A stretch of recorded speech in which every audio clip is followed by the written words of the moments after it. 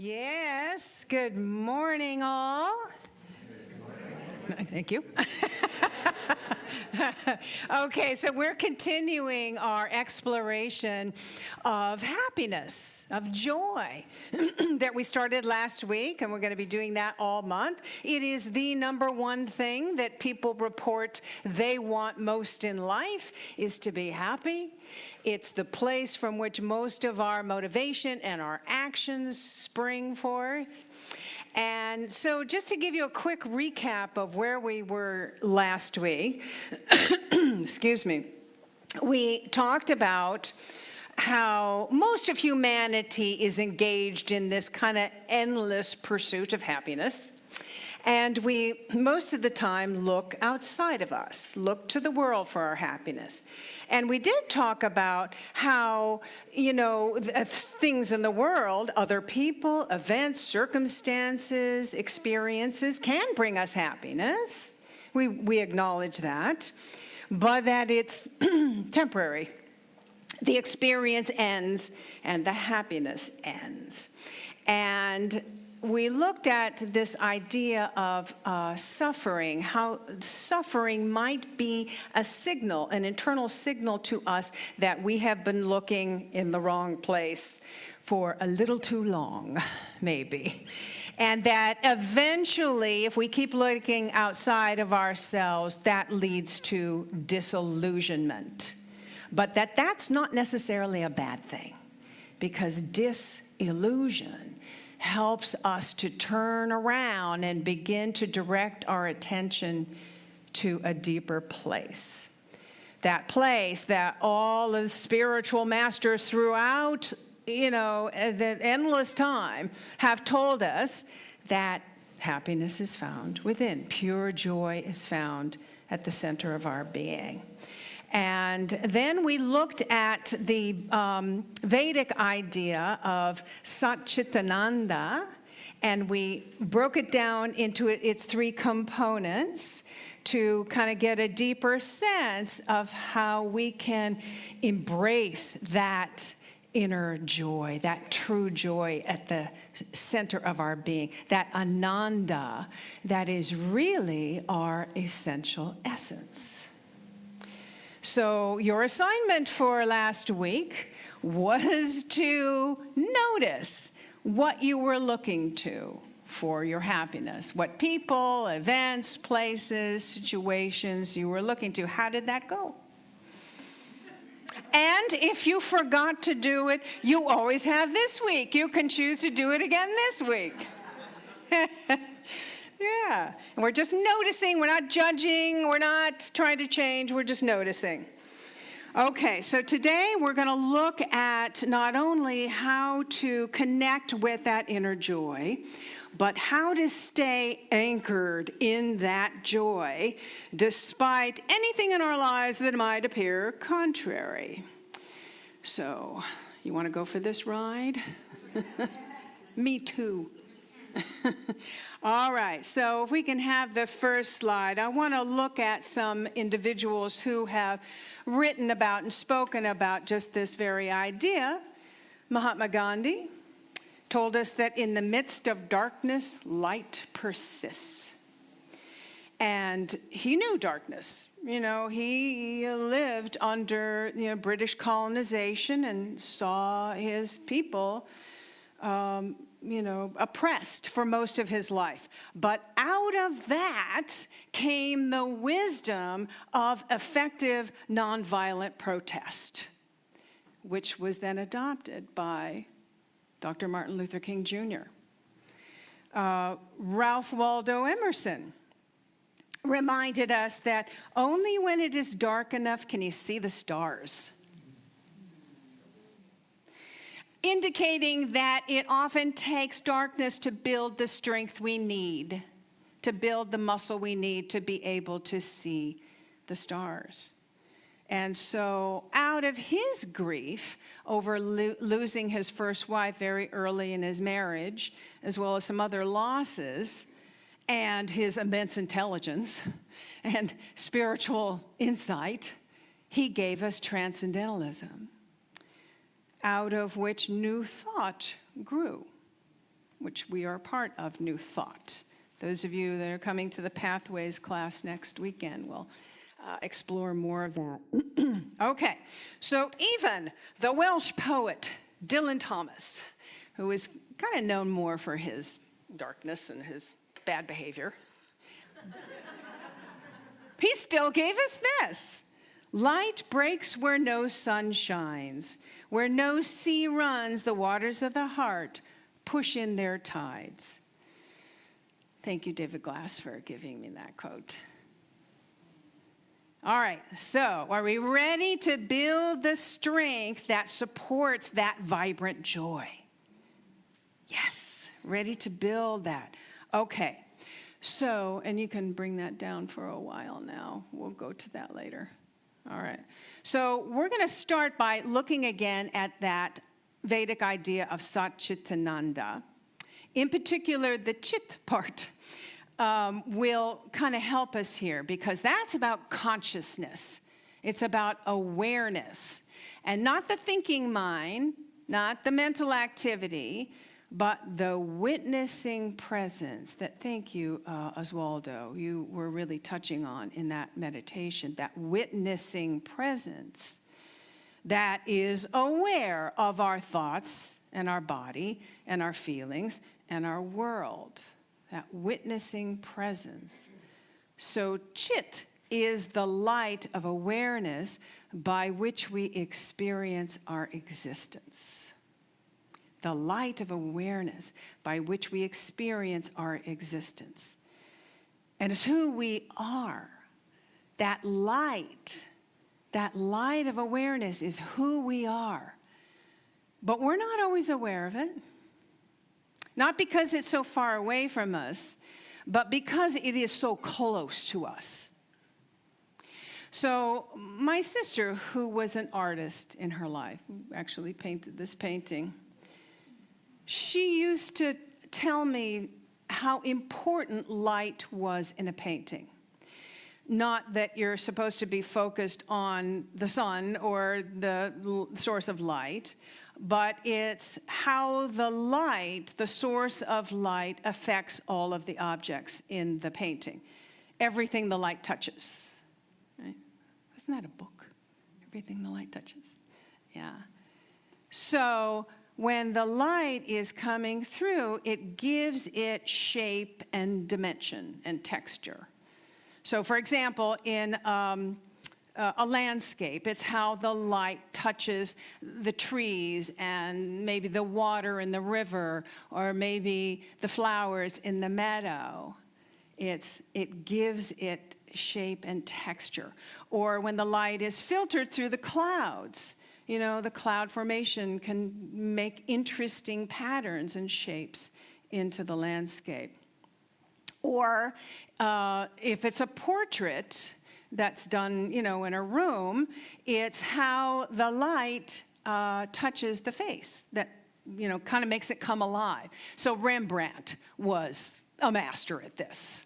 You know, you look at his paintings, and most of them, the source of light comes from one side, and it touches one side of the face, and the other side is dark, which makes it interesting and dramatic, right?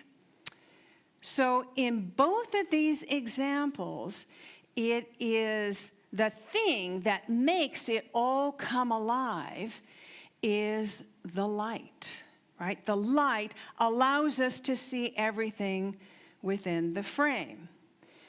But not that we're focused on the source of the light, the sun, or the, you know, light bulb. We're focused on what the light is illuminating. So another example might be if you're watching a movie in a movie theater, hopefully you're engrossed in the story and the action, so that you're not paying attention to the, you know, projector behind you. But what makes it come alive is the light in the projector that shines through the film, or the computer now, I guess, onto the screen. So it's the light that is coming through that projects it onto the screen. In the same way, our consciousness, Our awareness is the light that brings alive all of our experiences. In fact, that projects them. The light projects them. More than that, the sunlight does not judge the objects that it touches, right? Or the light in the projector doesn't judge the film that it is, projecting onto the screen. It just illuminates whatever. In the same way, the light of our awareness, using that witnessing presence, we can witness everything in our lives, our thoughts, our feelings, our world, other people, without having to judge it. Now let's breathe with that for a second. Because we know that that's a practice, right? That is a practice. Now, that doesn't mean that we don't use our discernment. I just want to be clear. Discernment is really an important part of our power of wisdom, which is one of our 12 powers located in our solar plexus. And sometimes our wisdom leads us to just being the witnessing presence in something. Sometimes it leads us there. So let's explore that a little further. Ask yourself, who is this witnessing presence?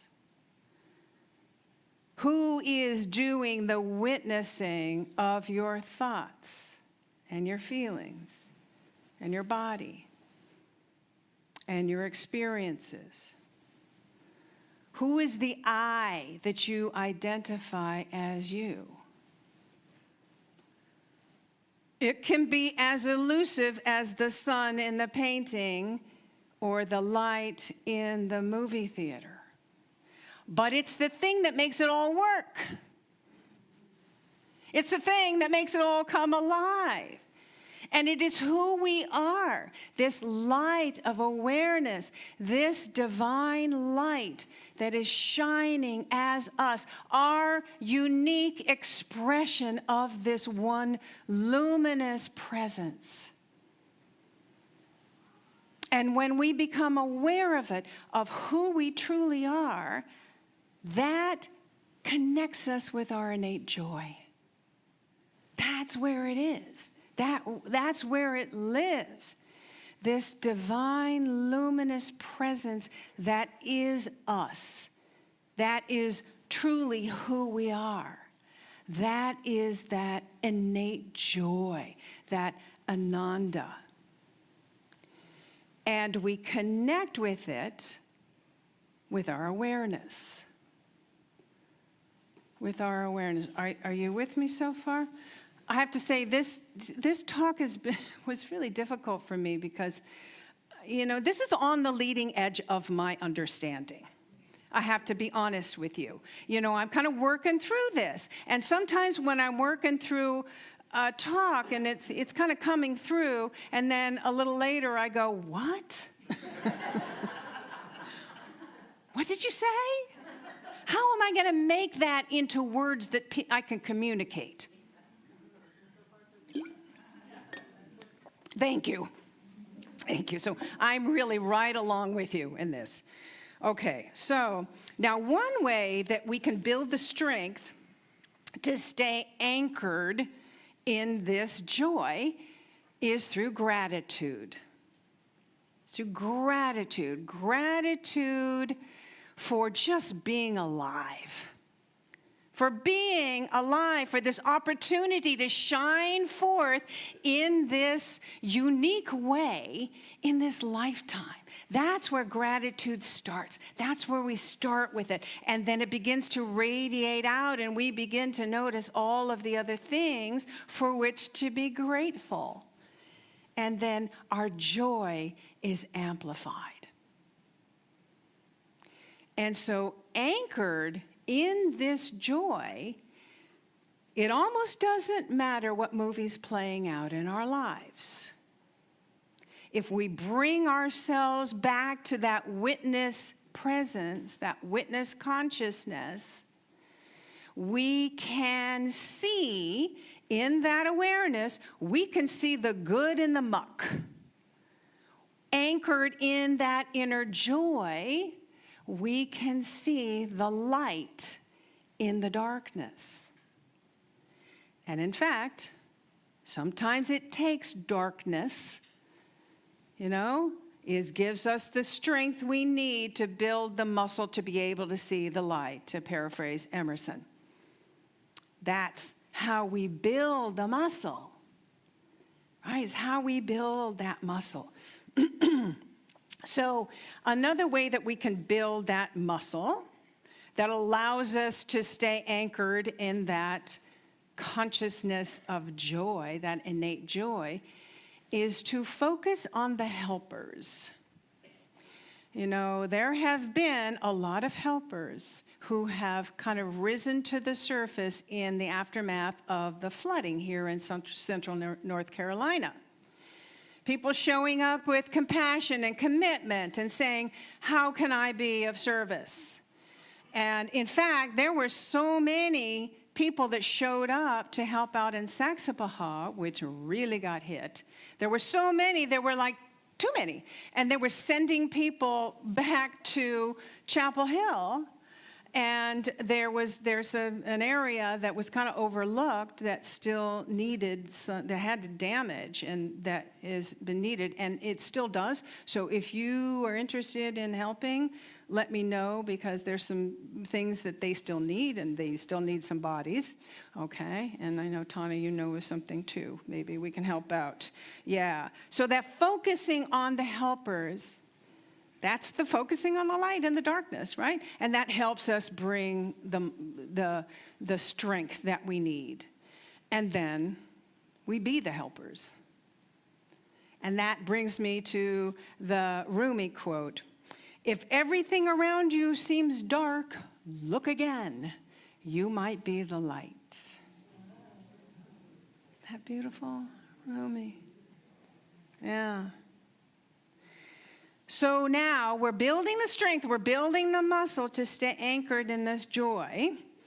And from that strength now, we might be able to, we can create the change that's needed, if it's needed. But rather than manipulating the events in the situation, rather than doing that, we want to remember to go back to that witnessing presence, right? And that state of inner joy, and look at it from there and begin our action from that place. So if you're sitting in a movie theater and you don't like how this movie's unfolding, you don't like the direction it's going, you don't go up to the screen and try to manipulate the images on the screen, or yell at the character, don't go down those dark stairs alone, are you crazy? Right? Because to do that would be highly ineffective and crazy. Well, when we try to manipulate events from a place of, feeling like, gotta do this, this is awful, I don't like it, I gotta change it, that's highly ineffective. And do you notice how exhausting that can be? Oh, so exhausting. So instead, we want to change the film that the light is projecting onto the screen. We want to change the film. So, if we no longer resonate with scary movies, or sad movies that, focus on, illness or lack or limitation or depression or something. Maybe we just don't resonate with that anymore. We can choose another film. A film maybe that has a focus of overcoming obstacles, or focusing on the helpers, or transcending experience. We can change the film in the camera, that the light, right? That the light. So from the level of the witness consciousness, anchored in that inner joy and that witness consciousness, we simply say, I no longer resonate with this film. I'm going to choose to change it now. And then it's important to know what we can change and what we can't. Right? And you can change more than you think you can. Honestly, we are more powerful than we know. But for those things that we cannot change, we change our perception. So this is where you can put up this. This brings us to the serenity prayer. Many of you are familiar with this. You want to say it with me? It's great.